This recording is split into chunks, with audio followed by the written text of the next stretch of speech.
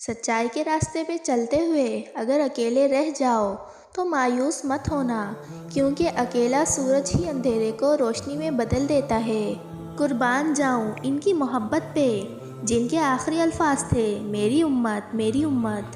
صحت مند دل کی نشانیوں میں سے ہے کہ وہ اپنے رب کے ذکر سے ہمت نہیں ہارتا، اس کی عبادت سے تھکتا نہیں ہے، اور اس کے رب کے علاوہ کسی اور سے مانوس نہیں ہوتا، سوائے اس کے جو رب کی طرف رہنمائی کرے اور اس کی یاد دلائے۔ اے کعبہ، تیرے دیدار کو ترستی ہیں یہ غم سے معمور آنکھیں، دل تیری چوکھٹ پہ سکون چاہتا ہے، قلب روح کو پیاس ہے تیری خوشبو کی، صحن حرم میں بیٹھ کر تجھے دیکھوں، آمین۔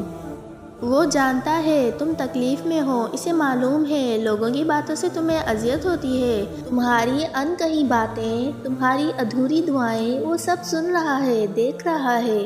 ممکن ہے اب تمہاری ادھوری دعائیں پر وہ کن کہہ دے، ممکن ہے تمہاری آزمائش کا وقت اپنے اختتام کو پہنچ گیا ہو، بس کامل یقین رکھو، آپ کوئی عام نہیں بلکہ اشرف المخلوقات ہیں اور رحمت للعالمین صلی اللہ علیہ وآلہ وسلم کے امتی ہیں، چنانچہ اپنے اعمال بھی بلند کیجیے۔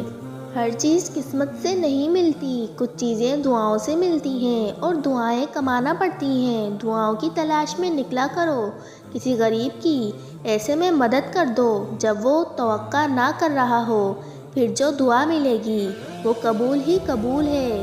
آسانی دینے سے زندگی میں آسانی آتی ہے، حالات خراب ہیں سب کا خیال کیجیے، اللہ آپ کا خیال رکھے گا انشاءاللہ۔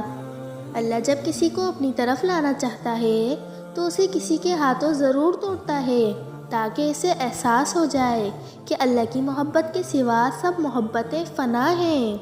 تم نہیں جانتے کہ تم جنت میں کس خالص نیکی کے ساتھ داخل ہو سکتے ہو، کسی آنسو کے ساتھ، مسکراہٹ کے ساتھ، ایک مہربان لفظ کے ساتھ، باہم خلوص کے ساتھ، کسی آیت کی تلاوت کے ساتھ، کسی تسبیح یا پاکیزہ اور خیر خواہ دل کے ساتھ، بس کسی بھی نیکی کو حقیر نہ سمجھو۔